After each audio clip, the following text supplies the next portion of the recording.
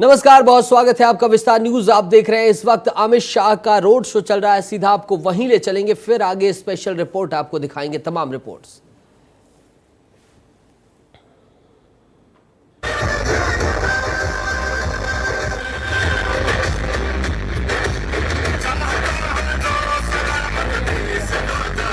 ये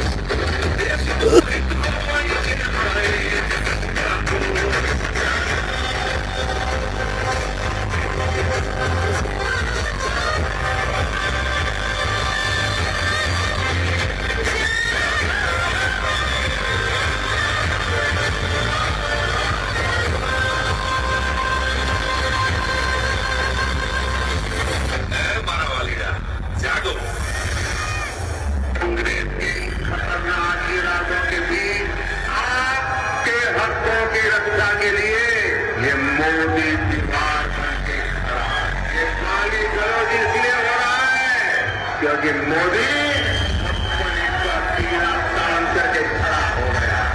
इनके मंसूबे सफल नहीं होंगे। ये मोदी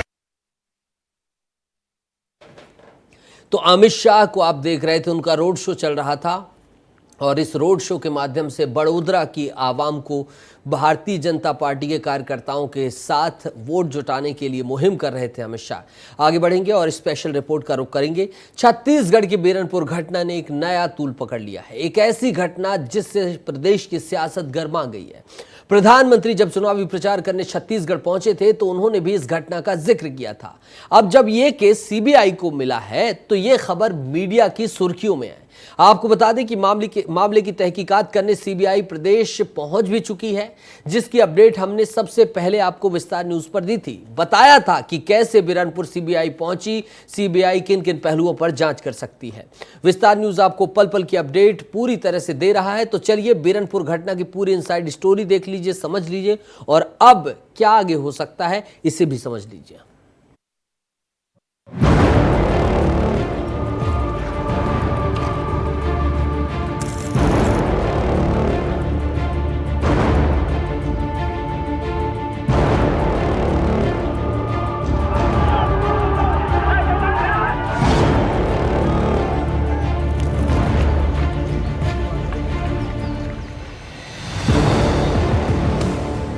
छत्तीसगढ़ के बीरनपुर में हत्याकांड वो घटना थी जिसने राजनीति के मायने बदल दिए, सारे राजनीतिक समीकरण बदल दिए। यहाँ तक कि दंगे के दाग पिछली सरकार पर ऐसे लगे कि घटना ने सरकार तक बदलने में अहम भूमिका निभाई।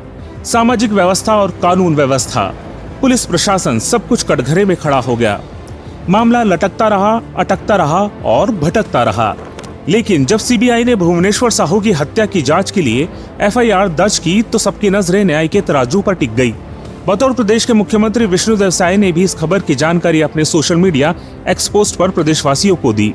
विष्णुदेव साय ने पोस्ट में लिखा कि हमारी कैबिनेट के निर्णय और सहमति के आधार पर भारत सरकार ने अधिसूचना भी जारी कर दी है। एक ऐसा केस जिसे बीजेपी ने छत्तीसगढ़ में चुनावी मुद्दा भी बना चुकी है। छत्तीसगढ़ को एक ईमानदार और कानून का राज स्थापित करने वाली भाजपा सरकार की जरूरत है। जहां हिंसा और अपराध चरम पर होते हैं वहां विकास नहीं होता। कांग्रेस से यहां के कानून व्यवस्था भी संभल नहीं पा रही। आखिर मलकत सिंह का क्या गुनाह था? आखिर ईश्वर साहू जी के बेटे का क्या गुनाह था? हम ऐसी अंधेरगर्दी से छत्तीसगढ़ को बाहर निकालना है। आप देखिए कितना दर्द है चेहरे पर। हिंसा और अपराध पर लगाम लगाने का काम सिर्फ भाजपा ही कर सकती है। यह हमारा ट्रैक रिकॉर्ड है, यह हमारी गारंटी है। ऐसे में बीरनपुर की घटना का पूरा काल चक्र लेना बेहद जरूरी है। हम आपको विस्तार से इस घटना की पूरी इनसाइड स्टोरी तारीख के तहत बताते हैं। तारीख 8 अप्रैल, बेमेतरा जिले की बीरनपुर गांव में स्कूली बच्चों के बीच मामूली विवाद हुआ। साइकिल चलाते समय कट मारना विवाद का कारण था। इसी मामूली विवाद में दूसरे पक्ष ने छात्र के ऊपर कांच से हमला कर दिया। विवाद बढ़ा तो गांव के मुखिया ने मुस्लिम समुदाय के लोगों से बातचीत करने गए। उनके साथ ईश्वर साहू और उनका 22 वर्षीय बेटा भुवनेश्वर साहू भी था। इसी दौरान मुस्लिम और हिंदू पक्षों के बीच मारपीट हुई। इस मारपीट में भुवनेश्वर साहू की हत्या कर दी, जब पुलिस थाने में सूचना मिली तो एसआई बी आर ठाकुर मौके पर पहुंचे, पर दंगाइयों के हौसले इतने बुलंद थे कि पुलिस पर भी हमला कर दिया। यही नहीं, कुछ वाहनों को आग के हवाले भी कर दिया गया। 10 अप्रैल को विश्व हिंदू परिषद ने इस संगीन घटना पर छत्तीसगढ़ बंद किया। 10 अप्रैल को ही बीरनपुर में रहीम मोहम्मद और ईदुल मोहम्मद की लाश मिली, जिससे हिंसा ने फिर से उफान ले लिया। 17 अप्रैल को रहीम मोहम्मद और ईदुल मोहम्मद की हत्या के आरोपियों को पुलिस ने गिरफ्तार किया। मामले में 8 लोगों की गिरफ्तारी हुई। 11 अप्रैल को भुवनेश्वर के पिता ईश्वर साहू से अधिकारी मिलने पहुंचे, जहां पिता को मुआवजा और सरकारी नौकरी का आश्वासन दिया। 9 अक्टूबर को विधानसभा चुनाव के लिए साजा सीट से प्रत्याशी बनाया। 4 दिसंबर को चुनाव के नतीजे आए और ईश्वर साहू की जीत हुई। 22 फरवरी को विधानसभा में ईश्वर साहू ने बीरनपुर कांड की सीबीआई जांच की मांग की। आपको बता दें, ईश्वर साहू द्वारा सीबीआई जांच की मांग के बाद गृह मंत्री ने जांच का आश्वासन दिया था। 15 अप्रैल 2024 को उप सचिव के निर्देश पर राजपत्र जारी हुआ और सीबीआई को जांच की सहमति दी गई। 26 अप्रैल को सीबीआई ने केस हैंडओवर कर दिया। आपको बता दें, RC 05020224S0004 क्रमांक के इस अपराध में 12 आरोपी व्यक्तियों के नाम दर्ज है। नवाज खान पुत्र सेहतार खान, जलील खान पुत्र मकसूम खान, बशीर खान पुत्र बहल खान, मुख्तार मोहम्मद पुत्र रशीद मोहम्मद, सफीक मोहम्मद पुत्र पीला मोहम्मद, अब्दुल खान पुत्र अकबर खान, अकबर खान पुत्र रमजान खान, मोहम्मद जनाब पुत्र निजामुद्दीन खान, अयूब खान पुत्र सरदार खान, निजामुद्दीन पुत्र करमुद्दीन, रशीद खान पुत्र बहल खान, कल्लू खान पुत्र जमाल खान। ये वो व्यक्ति है जिनके नाम एफआईआर में दर्ज है। सीबीआई को बीरनपुर मामले की जांच सौंपने पर कांग्रेस ने राज्य सरकार पर हमला बोलते हुए बीजेपी सरकार की कार्यशैली पर सवाल उठा दिए। पुलिस के पराक्रम पे भारतीय जनता पार्टी को इतना ज्यादा शंका क्यों है, या फिर भारतीय जनता पार्टी को अपनी शासन प्रणाली पे शंका है? दूसरी बात, यदि सीबीआई जांच हो ही रही है तो इस प्रदेश के सबसे दुर्दांत नरसंहार झीरम मामले की भी सीबीआई जांच हो जाना चाहिए। क्यों न करा लिया? जब सरकार में थे तो क्यों नहीं करा लिया भाई? और अब भी ऑन जो जांच होंगी जो अपने पूर्व मुख्यमंत्री भूपेश बघेल जी कहा करते थे, उनकी जेब में जो सबूत है अभी भी निकाल दें भाई। अभी क्यों नहीं निकालते हैं? उनको निकालना चाहिए, वो सबूत अभी भी निकालना चाहिए। लोकसभा चुनाव के तीसरे चरण से पहले बीरनपुर मामले की जांच में सीबीआई की एंट्री ने नया सियासी बवाल खड़ा कर दिया है। कांग्रेस और भाजपा के बीच जुबानी जंग चल रही है, तो वहीं बीरनपुर मामले में न्याय की उम्मीद बढ़ गई है। सीबीआई अपने तरीके से जांच करती है और ये देखना दिलचस्प होगा कि आने वाले समय में सीबीआई की जांच किस दिशा में जाती है और कौन कौन लोग इसके जद में आते हैं। लोकसभा चुनाव के इस दौर में जनसभाओं का, रैलियों का, बयानों का और भाषणों का दौर चल रहा है, चरम पर पहुंच गया है। लेकिन इस बीच नेताओं की जुबानी संतुलन भी हिलता हुआ दिखाई दे रहा है। इस बार जुबान फिसली है महिला कांग्रेस की राष्ट्रीय अध्यक्ष अलका लांबा की। उन्होंने प्रधानमंत्री मोदी पर विवादित बयान देकर बीजेपी को फिर से हमला करने का मौका दे दिया है। कांग्रेस ने फिर से मुझे गालियां देने का काम शुरू कर दिया है।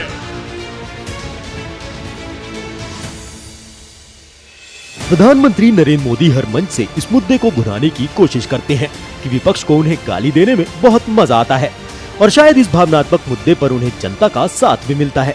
लेकिन चुनाव दर चुनाव कांग्रेस शायद ये बात समझने में नाकाम रही, इसलिए ज्यादातर चुनाव में उसे हार का मुंह देखना पड़ा। अब फिर एक बार कांग्रेस की महिला विंग की राष्ट्रीय अध्यक्ष अलका लांबा ने कार्यकर्ताओं के सामने जोश जोश में पीएम पर बयान देकर विवाद खड़ा कर दिया। अलका लांबा ने प्रधानमंत्री नरेंद्र मोदी की तुलना रावण से करके फिर बीजेपी को बड़ा मौका दे दिया है। दरअसल अलका लांबा दुर्ग में चुनाव प्रचार करने पहुंची। इस दौरान उन्होंने मोदी को रावण बताते हुए कहा कि दक्षिण भारत में रावण को बहुत बड़ा ब्राह्मण मानते हैं, उनकी पूजा करते हैं। लेकिन रावण में कुछ कमियां थी। उसने माँ सीता का हरण किया, उसने कुछ त्याग नहीं किया। लेकिन भगवान राम ने त्याग कर रावण और पूरी लंका से लड़े। प्रधानमंत्री भी रावण की तरह कुछ त्याग नहीं कर रहे हैं, बल्कि प्रधानमंत्री गरीब मजदूर के अधिकार का हनन कर रहे हैं, पूंजीपति मित्रों को सब सौंप रहे हैं। सुनिए।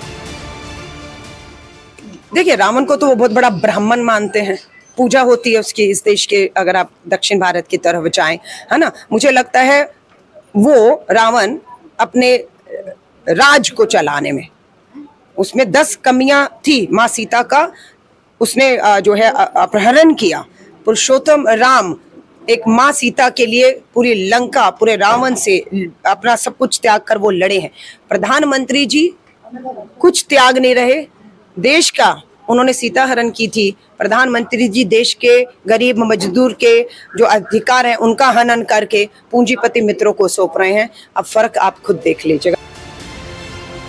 उधर बात निकली तो सीधा बीजेपी तक जा पहुंची। विस्तार न्यूज से खास बातचीत में छत्तीसगढ़ के उप मुख्यमंत्री अरुण साव ने अलका लांबा के बयान पर पलटवार किया। उन्होंने कहा कि कांग्रेस की हार हो रही है, इस कारण कांग्रेस के नेता बौखला गए हैं, इसलिए प्रधानमंत्री नरेंद्र मोदी पर व्यक्तिगत टिप्पणी कर रहे हैं। इस बयान का जनता जवाब देगी। कांग्रेस पार्टी के नेता आज नरेंद्र मोदी जी से सामना नहीं कर पा रहे हैं और मोदी जी पर व्यक्तिगत आक्षेप, व्यक्तिगत टिप्पणियां कर रहे हैं।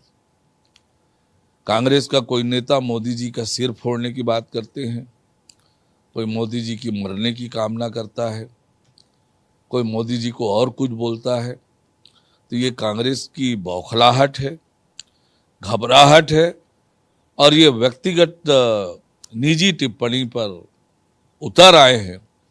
देश की जनता आज नरेंद्र मोदी जी के साथ खड़ी है। नरेंद्र मोदी जी के अपशब्द कहने वालों को देश की जनता बख्शेगी नहीं, चुनाव में सबक सिखाएगी। तू मैं और बार पलटवार के बीच बंद जुबानी और विवादित बोल चुनाव के अहम मुद्दे हो गए हैं। कांग्रेस नेता अब तक बीजेपी और पीएम मोदी की नब्ज समझ नहीं पाए। उन्हें अब तक इस बात का एहसास नहीं है कि बीजेपी कांग्रेस के मुंह से निकली हर बात को तुरंत लपकती है और फिर जनता के बीच उछाल देती है।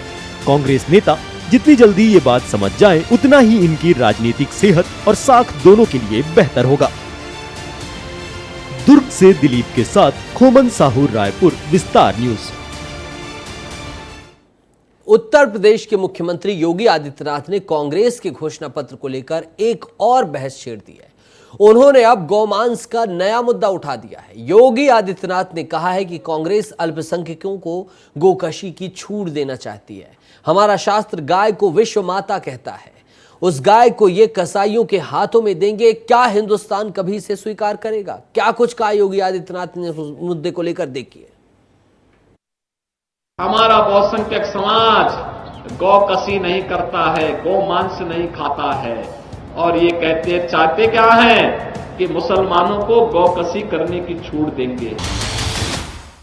अरे बाप दादों ने आपके लिए 2 बीघा 1 बीघा खेती ली होगी, उसमें से आधे बीघा या 1 बीघा ये लोग कब्जा करेंगे, क्या आप इसको स्वीकार करेंगे? बीजेपी जितना अपने घोषणा पत्र और वादों को तवज्जो नहीं दे रही, उससे ज्यादा वो कांग्रेस के घोषणा पत्र पर नजरें गड़ाए है। कांग्रेस के घोषणा पत्र में अल्पसंख्यकों को सुविधाएं देने का जो भी वादा कांग्रेस ने किया, वो बीजेपी के गले नहीं उतर रहा। प्रधानमंत्री हर मंच से कांग्रेस के घोषणा पत्र को कोस रहे हैं, उसकी मंशा पर सवाल उठा रहे हैं। तो दूसरी तरफ संपत्ति के सर्वे की बात भी बीजेपी की आंखों की किरकिरी बनी हुई है। उत्तर प्रदेश के मुख्यमंत्री योगी आदित्यनाथ ने गोमांस का मुद्दा उठाकर कांग्रेस को घेरने की कोशिश की।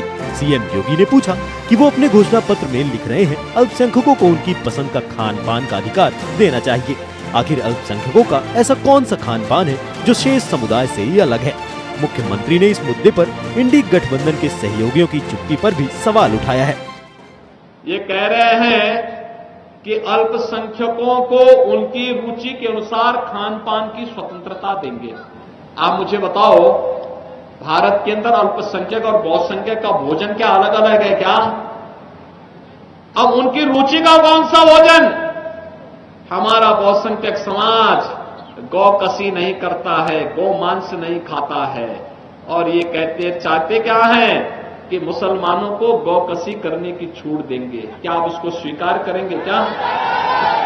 औरैया में रैली को संबोधित करते हुए सीएम योगी ने कहा कि कांग्रेस जनता और महिलाओं की संपत्तियों को जब्त करके रोहिंग्या और बांग्लादेशी घुसपैठियों में बांटना चाहती है। उन्होंने कहा कि कांग्रेस संपत्ति का एक्सरे कराने की बात कहती है, यानी कि अगर किसी के घर में 4 कमरे हैं तो उसमें से 2 पर कब्जा कर लेंगे। सीएम योगी ने कहा कि कांग्रेस कहती है कि महिलाओं के जेवर को भी अपने कब्जे में ले लेंगे। देश इसे कभी स्वीकार नहीं करेगा। देश को बांटने के बाद अब क्या कहते हैं? हम हर भारतवासी के संपत्ति का सर्वे करवाएंगे, एक्सरे कराएंगे, और एक्सरे करा करके फिर उसका भी विभाजन कर देंगे। एक विरासत टैक्स लगा देंगे। विरासत टैक्स का मतलब आपके बाप दादों की जो कमाई का संपत्ति होगी उसमें से आधी संपत्ति पर कांग्रेस और सपा के लोगों का अधिकार हो जाएगा। क्या आप इसको स्वीकार करेंगे? क्या स्वीकार करेंगे क्या? अरे बाप दादों ने आपके लिए 2 बीघा 1 बीघा खेती ली होगी, उसमें से आधे बीघा या 1 बीघा ये लोग कब्जा करेंगे। क्या आप इसको स्वीकार करेंगे? तो वहीं योगी ने ईवीएम का मुद्दा भी उठाया। उन्होंने ईवीएम पर सवाल उठाने वाले विपक्षियों पर जोरदार प्रहार किया। यूपी के सीएम ने पूछा कि हिमाचल प्रदेश और कर्नाटक में क्या बैलेट पेपर से सरकार बनी थी। 2004 में यूपीए की सरकार और 2018 में राजस्थान, मध्य प्रदेश, छत्तीसगढ़ में कांग्रेस की और दिल्ली और पंजाब में आम आदमी पार्टी की सरकार क्या बैलेट पेपर से बनी थी। ब्यूरो रिपोर्ट, विस्तार न्यूज। आज कांग्रेस के लिए बड़ा दिन है और राजनीतिक पंडितों और मीडिया के लिए बड़ी खबर भी आ सकती है, क्योंकि कुछ देर में कांग्रेस सीईसी की बैठक होने वाली है और 2 सबसे हॉट सीट कौन कौन सी? अमेठी और रायबरेली के प्रत्याशियों पर फैसला होने की उम्मीद है। कयास तो है कि राहुल गांधी अमेठी और प्रियंका गांधी रायबरेली से चुनाव लड़ सकते हैं, लेकिन कांग्रेस अध्यक्ष मल्लिकार्जुन खड़गे सलाह दे रहे हैं कि अभी थोड़ा इंतजार करो, थोड़ा इंतजार करो।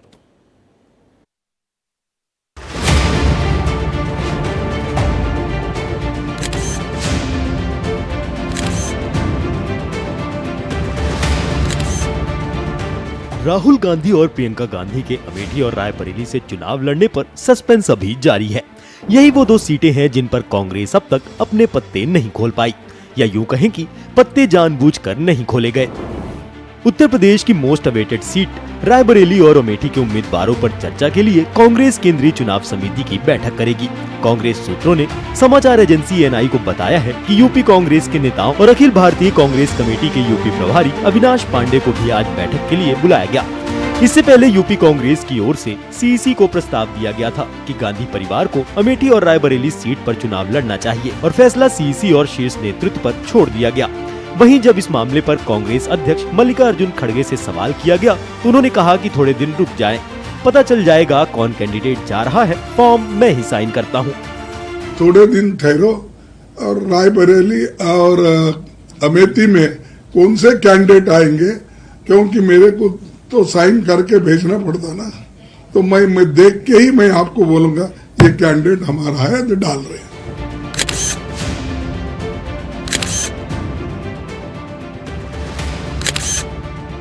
अमेठी और रायबरेली को लेकर कांग्रेस यूं ही पशोपेश में नहीं है।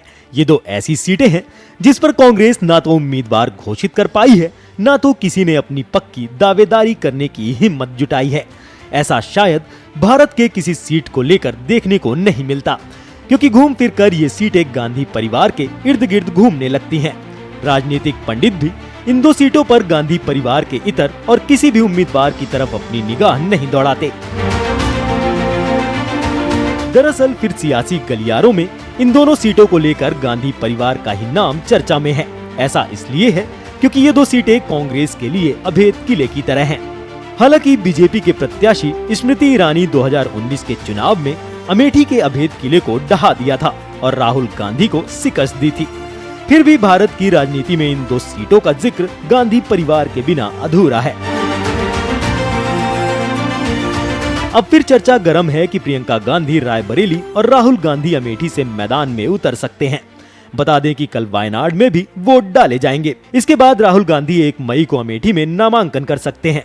हालांकि ये सिर्फ कयास है। यही नहीं, खबर तो ये भी है कि उम्मीदवार के ऐलान से पहले प्रियंका गांधी और राहुल गांधी अयोध्या जाकर प्रभु श्री राम लला के दर्शन कर सकते हैं। सूत्रों की माने तो जानकारी ये भी है कि अमेठी से चुनाव लड़ने को लेकर राहुल गांधी की टीम ने अमेठी में कैंप करना शुरू कर दिया है। बताया जा रहा है कि कांग्रेस 1 मई को यानी नामांकन वाले दिन अमेठी में अपना शक्ति प्रदर्शन कर सकती है। जानकारी के मुताबिक दूसरे चरण यानी 26 अप्रैल के चुनाव के बाद 27 अप्रैल को राहुल गांधी के अमेठी पहुंचने के कयास भी लगाए जा रहे हैं। राहुल गांधी के एक बार फिर से अमेठी से चुनाव लड़ने की खबरें आ रही हैं, तो वहीं प्रियंका गांधी वाड्रा रायबरेली से चुनाव लड़ सकती हैं।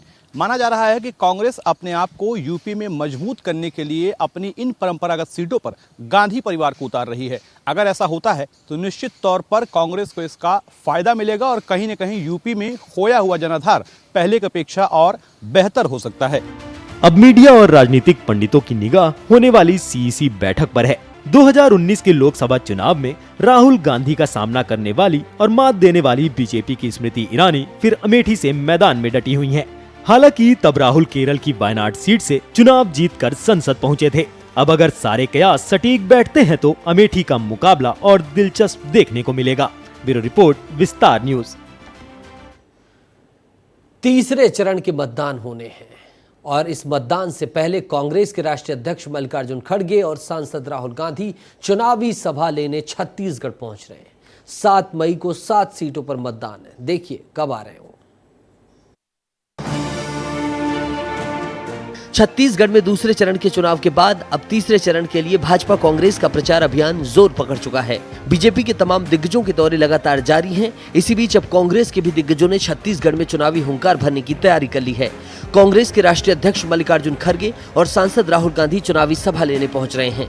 28 अप्रैल को मल्लिकार्जुन खड़गे छत्तीसगढ़ आएंगे और जांजगीर चांपा लोकसभा सीट में चुनावी सभा करेंगे, तो वहीं राहुल गांधी 29 अप्रैल को छत्तीसगढ़ आएंगे और बिलासपुर लोकसभा सीट में कांग्रेस प्रत्याशी देवेंद्र यादव का चुनाव प्रचार करेंगे। 7 मई को तीसरे चरण के लिए छत्तीसगढ़ में 7 सीटों पर मतदान है। देखना दिलचस्प होगा कि इन स्टार प्रचारकों के दौरे से पार्टी को कितना फायदा मिलता है। दुर्ग जिले के वैशाली नगर से बीजेपी विधायक रिकेश सेन का एक और विवादित बयान सामने आया है। सोशल मीडिया पर जमकर वीडियो वायरल हो रहा है, जहां वो धर्म परिवर्तन करने पर गर्दन काटने की धमकी देते हुए नजर आए हैं। गर्दन से काट देने का आह्वान खुले मंच से करते हुए नजर आए हैं। देखिए रिपोर्ट। तो हर जगह बंद कर दिए हो सर, तो हम लोग कहाँ घूमेंगे? जो धर्म परिवर्तन कराने की कोशिश करे उसके गर्दन को काट के रख देना। दुर्ग जिले के वैशाली नगर से बीजेपी विधायक रिकेश सेन का कुछ दिनों पहले एक वीडियो सोशल मीडिया पर वायरल हुआ था, जिसमें विधायक पार्क से प्रेमी जोड़ों को भगाते हुए दिखाई दे रहे थे। अब इनका एक और वीडियो सोशल मीडिया पर जमकर वायरल हुआ है, जिसने पूरे छत्तीसगढ़ में भूचाल मचा दिया है। वीडियो में विधायक रिकेश सेन धर्म परिवर्तन के मुद्दे पर भड़काऊ बयान देते हुए नजर आ रहे हैं। हद तो तब हो गई जब उन्होंने खुले मन से इस कार्यक्रम में कहा कि देश में कोई भी धर्म परिवर्तन कराने की कोशिश करे तो उसकी गर्दन काट कर रख देना। और हमारे अपने सनातन धर्म की रक्षा के लिए, अपने हिंदुत्व की रक्षा के लिए अगर जान भी देना पड़े तो जान दे देना, लेकिन धर्म को कभी परिवर्तित होने ना देना। और ऐसा कोई भी हो, इस देश के अंदर जो धर्म परिवर्तन कराने की कोशिश करे उसके गर्दन को काट के रख देना। जानकारी के मुताबिक विधायक रिकेश सेन का यह वीडियो पटेल चौक पर हनुमान जन्मोत्सव पर आयोजित हिंदू युवा मंच के एक कार्यक्रम का है, जहां वे बतौर मुख्य अतिथि शिरकत करने पहुंचे थे। इस बयान का वीडियो सोशल मीडिया पर तेजी से वायरल हो रहा है, जिसके बाद विधायक रिकेश सेन पर चौतरफा हमला हो रहा है। लेकिन बड़ा सवाल कि खुले मंच से इस तरह की बयानबाजी करना लोकतांत्रिक मूल्यों के लिए कितना सही है। एक जनप्रतिनिधि कानून और संविधान के रक्षक के रूप में जनता का नेतृत्व करता है। अगर वो जनप्रतिनिधि ही खुले मंच से भड़काऊ बयानबाजी करने लगेगा तो कानून और संविधान का क्या होगा। और केंद्रीय गृह मंत्री अमित शाह दिग्विजय के गढ़ राजगढ़ जब पहुंचे तो वहां उनका शायराना अंदाज देखा। राजगढ़ को लेकर देखिए ये रिपोर्ट।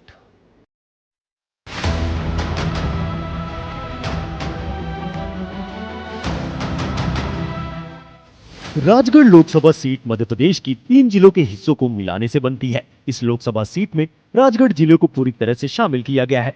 वहीं गुना और आगर मालवा जिले के कुछ हिस्सों को शामिल किया गया। इस लोकसभा सीट में भी 8 विधानसभाओं को शामिल किया गया, जिसमें से 2 पर कांग्रेस और बाकी पर बीजेपी काबिज है। राजगढ़ लोकसभा सीट के जातिगत ताने बाने की बात करें तो इस सीट पर ओबीसी 56% है, वहीं एससी मतदाता 18% है। एसटी मतदाताओं की संख्या करीब 5% है। अल्पसंख्यक 6%, सामान्य 4%। वहीं पूरे क्षेत्र में कुल 16,81,000 वोटर्स हैं, जिसमें से कुल 8,74,000 पुरुष वोटर्स। वहीं महिला वोटर्स की बात करें तो 8,07,000 हैं। राजगढ़ लोकसभा सीट पर एक जमाने में जनसंघ की मजबूत पकड़ मानी जाती थी, लेकिन धीरे धीरे इस सीट पर कांग्रेस ने भी अपने पैर जमाने शुरू कर दिए और दिग्विजय सिंह और उनके भाई लक्ष्मण सिंह इस सीट से लगातार लोकसभा पहुंचते रहे। लेकिन 2014 और 2019 में राजगढ़ लोकसभा सीट पर बीजेपी ने जबरदस्त जीत हासिल की। ऐसे में यहाँ बीजेपी भी अब उत्साहित नजर आती है। कांग्रेस के कई बड़े नेताओं को विधानसभा चुनाव में हार का सामना करना पड़ा है। ऐसे में कांग्रेस ने इस बार इस सीट पर पूर्व सीएम दिग्विजय सिंह को चुनावी मैदान में उतारा है। देश और प्रदेश की राजनीति में दिग्गी राजा की अच्छी खासी पैठ है। वे सांसद राहुल गांधी के राजनीतिक गुरु भी हैं। और सबसे खास बात यह है कि दिग्विजय सिंह 33 साल बाद अपने गढ़ राजगढ़ से लोकसभा के मैदान में हैं। मैं यही कह रहा हूं कि ये चुनाव राजगढ़ संसदीय क्षेत्र में प्रतिनिधि कौन हो, ये चुनाव उसका है। क्या जनता का समर्थन मिल रहा है आपको इस यात्रा में? लगता तो है। एक तरफ राजगढ़ में दिग्विजय सिंह जहां कांग्रेस की कमान संभालेंगे, तो वहीं दूसरे प्रमुख दल बीजेपी ने 2 बार के सांसद विनोद नागर को राजगढ़ का जिम्मा सौंपा है। भारतीय जनता पार्टी में ये जो पद्धति है, ये जो संस्कार है, ये जो व्यवहार है, और संविधान की एक संवैधानिक व्यवस्था है, इसलिए किसी न किसी व्यक्ति को तय करना पड़ता है, नहीं तो हमारा असली प्रत्याशी कमल का फूल है। राजगढ़ लोकसभा सीट में इस बार का मुकाबला बेहद ही दिलचस्प है। एक तरफ कांग्रेस प्रत्याशी दिग्विजय सिंह की साख दांव पर लगी है, क्योंकि ये उनका गढ़ है, तो वहीं बीजेपी के विनोद नागर पिछले 2 लोकसभा चुनाव जीतकर तीसरी बार हैट्रिक मारने की तैयारी में है। ब्यूरो रिपोर्ट, विस्तार न्यूज। अरविंद केजरीवाल दिल्ली के मुख्यमंत्री जेल में हैं और उनकी धर्मपत्नी सुनीता केजरीवाल चुनावी समर में उतरी और उनके उतरते ही कार्यकर्ताओं का हुजूम उमड़ पड़ा। क्या माना जाए कि आगे चलकर वो मुख्यमंत्री बनेंगी या इस चुनाव प्रचार में वो काफी गहरा इंपैक्ट छोड़ेगी? देखिए जरा रिपोर्ट।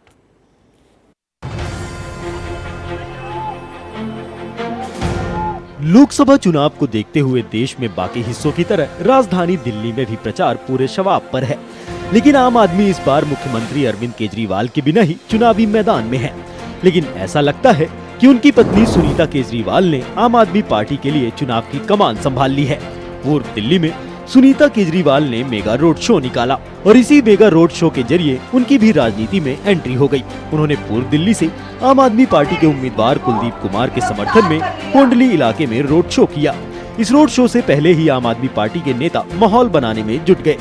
यही नहीं, कल यानी रविवार को वो पश्चिम दिल्ली में रोड शो करेंगी। वे दिल्ली के बाद पंजाब, गुजरात और हरियाणा में भी आप प्रत्याशियों के लिए प्रचार करेंगी। इस देश को बचा लो, भारत माँ को बचा लो। ये देश तानाशाही की ओर जा रहा है, तानाशाही से बचा लो। अपने वोट की ताकत को समझो आप लोग। 25 मई को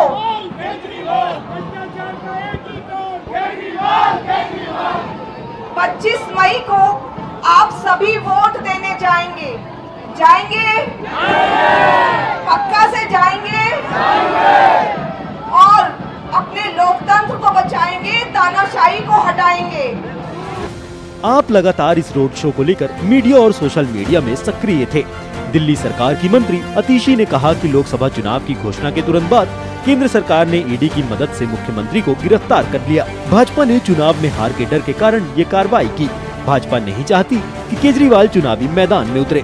लेकिन मुख्यमंत्री की गिरफ्तारी के बाद भाजपा को नुकसान हुआ। दिल्ली पंजाब के साथ दूसरे हिस्सों में जनता मुख्यमंत्री के समर्थन में आई, तो वहीं मंत्री गोपाल राय ने भी अरविंद केजरीवाल की गिरफ्तारी को लेकर बीजेपी को घेरा और कहा कि जनता केजरीवाल के साथ है और जनता बीजेपी से नाराज है। देखिए, भारतीय जनता पार्टी शासित केंद्र सरकार और उनके राजनीतिक हथियार इन्फोर्समेंट डायरेक्टोरेट ने लोकसभा के चुनाव की घोषणा होने के बाद अरविंद केजरीवाल जी को इसलिए गिरफ्तार किया कि वो लोकसभा के चुनाव में प्रचार न कर सके।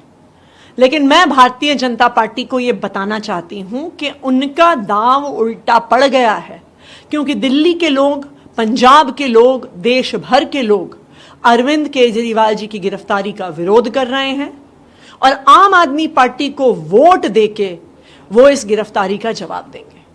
कल से यानी 27 अप्रैल से अरविंद केजरीवाल जी की धर्मपत्नी सुनीता केजरीवाल जी अरविंद केजरीवाल जी की गिरफ्तारी के विरोध में, अरविंद केजरीवाल जी के लिए आशीर्वाद मांगने के लिए, आम आदमी पार्टी के प्रत्याशियों के लिए समर्थन मांगने के लिए प्रचार में उतरेंगी। वो दिल्ली में प्रचार करेंगी, वो पंजाब में प्रचार करेंगी, वो हरियाणा की कुरुक्षेत्र सीट जो आम आदमी पार्टी लड़ रही है वहां पे प्रचार करेंगी, वो गुजरात में भी प्रचार करेंगी। बेचैनी भाजपा की दिखा रही है कि कहीं न कहीं आम आदमी पार्टी का जिस तेजी के साथ चुनाव प्रचार आगे बढ़ रहा है उससे भारतीय जनता पार्टी डरी हुई है। लेकिन ये चुनाव आम आदमी पार्टी नहीं लड़ रही है, इस बार दिल्ली की जनता ही चुनाव लड़ रही है। दिल्ली के लोगों ने अपने वोट से चुन करके दिल्ली के मुख्यमंत्री अरविंद केजरीवाल जी को अपना समर्थन दिया था। जिस तरह से उनको तानाशाहीपूर्ण रवैया अपनाते हुए गिरफ्तार किया गया, दिल्ली के लोग तैयार हो रहे हैं इस पूरे जेल का, इस तानाशाही का जवाब वोट से देने के लिए, और पूरी दिल्ली लड़ रही है। और मुझे लगता है कि भारतीय जनता पार्टी जिस तरह से इन्होंने तानाशाही किया है, दिल्ली के लोग अपनी वोट से इस तानाशाही को खत्म करेंगे। अरविंद केजरीवाल की गिरफ्तारी के बाद से सुनीता केजरीवाल अब तक 3 बार मीडिया को संबोधित कर चुकी हैं। इस दौरान उन्होंने सीएम केजरीवाल के मैसेज को लोगों तक पहुंचाने का काम किया। बता दें कि अरविंद केजरीवाल को दिल्ली शराब घोटाला मामले के मनी लॉन्ड्रिंग मामले में ईडी ने पिछले महीने गिरफ्तार किया था। तब से आम आदमी पार्टी केजरीवाल के पक्ष में माहौल बनाने के लिए सुनीता केजरीवाल को जनता के सामने लाती रही। आम आदमी पार्टी को सुनीता केजरीवाल से उम्मीदें तो हैं, लेकिन माहौल बनता है या नहीं ये तो नतीजे बताएंगे। ब्यूरो रिपोर्ट, विस्तार न्यूज।